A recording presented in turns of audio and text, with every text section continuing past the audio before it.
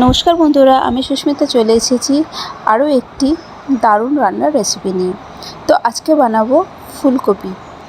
ফুলকপি দিয়ে নানা রকমের রান্না হয়। তো আজকে বানাবো আমি একটা অনেক সহজ পদ্ধতিতে একটা রান্না, যেটা আমার শাশুড়ি মা করতেন। তো আমি তো এটা কখনো দেখিনি, তো খাইনি ওনার হাতে। তো আমার হাজবেন্ড করে আমাকে খাইয়েছিল আর বলেছিল আমার মা এই রান্নাটা করতো। তো এই রান্নাটা খাওয়ার পর আমার প্রচণ্ড ভালো লেগেছে, আর ও আমাকে শিখিয়েও দিয়েছিল কিভাবে করতে হয়। তো প্রথমেই দেখতে পাচ্ছেন ফুলকপিগুলো, 3টে ফুলকপি ছিল, ছোট ছোট নিয়ে নিয়েছিলাম। আর ফুলকপিগুলো একটু বড় বড় টুকরো আমি রেখেছি, একদম ছোট ছোট নয়, যাতে গলে না যায়, একটু বড় বড় রেখেছি। আর সাথে গরম জল নিয়ে নিয়েছি। গরম জল একদম ভালো মতো গরম জল আছে। তো এই গরম জলে আমি আগে ভালো করে ঠান্ডা জলে ধুয়ে নিয়েছি, তারপর গরম জলে 10 মিনিট মতো ভিজিয়ে রেখে দেবো। এটা আসলে গরম জলে আমি ভাপাবো না, এই কারণে, কারণ এটা এই রান্নাটা পুরো সিমে হবে। আর আমি যদি এখনই গরম জলে এটাকে ভাপিয়ে নিই তাহলে নরম হয়ে যাবে আর রান্নার সময় একেবারে গলে যাবে। তাই জন্য এরকম গরম জলে দিয়ে রেখে দেবো, যাতে এর মধ্যে যদি কোনো পোকা বা কীটাণু থাকে সেগুলো যাতে মরে যায়। তো ওটা রেখে দিয়েছি। আর অন্যদিকে দেখতে পাচ্ছেন আমি সুন্দর করে সাজিয়ে নিয়েছি, ডুমো করে আলু কেটে নিয়েছি, একদম বড় বড় সব সাইজের নিয়েছি। আর পেঁয়াজগুলো ঠিক এরকম বড় বড় সাইজের হবে, এর থেকেও বড় সাইজও করা যেতে পারে। যেহেতু আমার কাছে অনেক বড় একটা পেঁয়াজ ছিল, সেটাকেই আমি 6-7 টুকরো করে নিয়েছি। আর টমেটোগুলোও এরকম বড় বড় হবে। আর কাঁচা লঙ্কা নিয়ে নিয়েছি, আর মাঝখানে আছে আদা রসুনের পেস্ট। আসলে এই রান্নাটাতে প্রত্যেকটা জিনিস একটু বড় বড় ডুমো করে থাকলে খেতে ভালো লাগে। আর এই হচ্ছে আমার গরম মশলা, এর মধ্যে আছে তেজপাতা, শুকনো লঙ্কা, লং, এলাইচি, দারচিনি আর গোলমরিচ। তো এই হয়ে গেল রান্নার সরঞ্জাম যা যা লাগবে।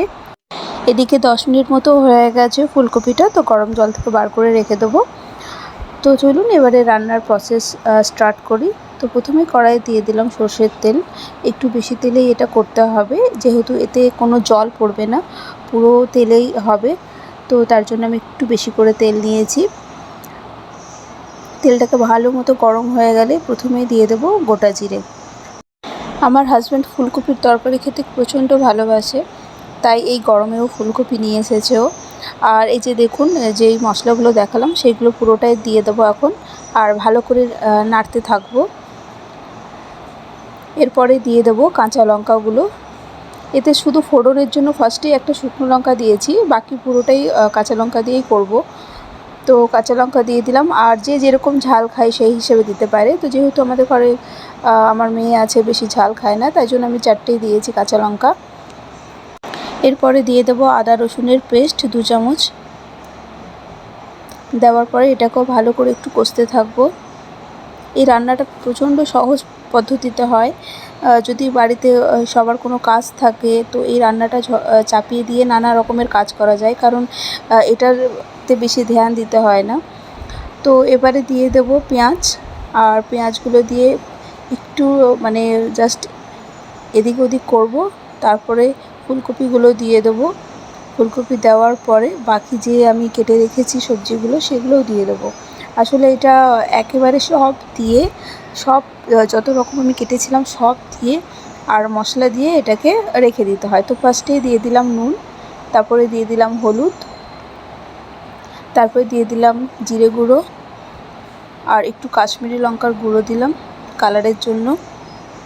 এবারে এটাকে ভালো করে নাড়বো, একটু ভালো করে পুরোটা, যাতে পুরো সবজিগুলোর মধ্যে মশলাগুলো মেখে যায়, ভালো করে নাড়া দিয়ে তারপরে ঢাকা দিয়ে 10 মিনিটের জন্য রেখে দেবো। বিশ্বাস করুন, বাড়িতে কেউ যদি আসে আর যদি অনেক কাজ থাকে, এই সবজিগুলো এটা করে আপনি জাস্ট কেটে চাপিয়ে বসিয়ে রেখে দিন, তারপর অন্য কাজ করুন। একদম ঝটপট হয় আর সময়ও দিতে হয় না, খেতেও দুর্দান্ত লাগে। মানে ভাতের সাথে, রুটির সাথে, পরোটার সাথে একদম দুর্দান্ত লাগে খেতে। আর এই রান্নাটা একটু গোটা গোটাই থাকে এরকম, কিন্তু একদম সফট হয়ে যায়, খুব ভালো লাগে। তো আমার 10 মিনিট আমি ঢেকে রেখেছিলাম। 10 মিনিট পরে দেখুন জল বেরোতে শুরু করেছে। তো এরকম একটু মাঝে মাঝে 10 মিনিট অন্তর অন্তর একটু নাড়া দেবো।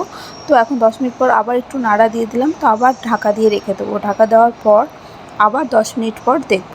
তো এই রান্নাটা করতে মোটামুটি 30 থেকে 40 মিনিট লাগে। তো আবার 10 মিনিট পর আমি খুললাম। তো খোলার পর আবার একটু নাড়া দেবো, যাতে নিচে লেগে না যায়। কিন্তু জল নিচে বেরোতে থাকছে, যেহেতু টমেটো আছে এর মধ্যে, পেঁয়াজ আছে, তো জল বেরোতে থাকে। আর দেখতেই পাচ্ছেন কি সুন্দর কালার হয়েছে। তো এটাকে আবার ঢেকে রেখে দিই 10 মিনিটের জন্য। আর এই রান্নাটা হলে আমাদের বাড়িতে পরোটা হবে, কারণ পরোটা দিয়ে দারুণ লাগে খেতে। আর আমরা বেশি করেই আমি করে রেখেছিলাম, যাতে দুপুরবেলা একটুখানি আমরা ভাত দিয়েও খাবো, আর রাত্রের জন্য রেখে দিয়েছিলাম, যাতে রাত্রেও আমাদের ডিনারের জন্য হয়ে যায়। একটু বেশি করেই করে রেখেছিলাম। তো এই দেখুন লাস্ট যে আমি খুললাম 10 মিনিট আরও হয়ে গেছে, তো এখন 30 থেকে 40 মিনিট মতো হয়ে গেছে। আর দেখুন একদম ফুলকপিগুলো সফটও হয়ে গেছে, অথচ দেখুন পুরো ঘেটেও যায়নি, একদম গোটা গোটাই আছে। এরকমই খেতে ভালো লাগে। তো এটা আমার মোটামুটি পুরো তৈরি হয়ে গেছে। এরপরে এতে দিয়ে দেবো একদম লাস্টে যে গরম মশলা একটুখানি দিয়ে দেবো, ছড়িয়ে দেবো। গরম মশলা দেওয়ার পর এবার দিয়ে দেবো 1 চামচ ঘি। 1 চামচ ঘি দেওয়ার পর লাস্টে আবার ওরকম নেড়ে রেখে দেবো। তো রান্না কমপ্লিট হয়ে গেল। খুবই সহজ পদ্ধতিতে এটা রান্না, বেশি এটাতে কোনো ঝামেলাই নেই। এত সহজে রান্নাটা হয় আর খেতেও দুর্দান্ত লাগে। আপনারা নিশ্চয়ই বাড়িতে বানিয়ে দেখবেন, অবশ্যই ভালো লাগবে। তো এটাই ছিল আমার আজকের ফুলকপির রেসিপি, যেটা আমার মনে হলো আপনাদের সাথে শেয়ার করি, তাই শেয়ার করলাম। তো যদি ভিডিওটি ভালো লাগে অবশ্যই লাইক করবেন, কমেন্ট করবেন। দেখা হবে আবার অন্য কোনো রান্নার ভিডিও নিয়ে বা অন্য কোনো ভ্লগ নিয়ে। ততদিনের জন্য সবাই ভালো থাকবেন, সুস্থ থাকবেন। নমস্কার, দেখা হচ্ছে আবার।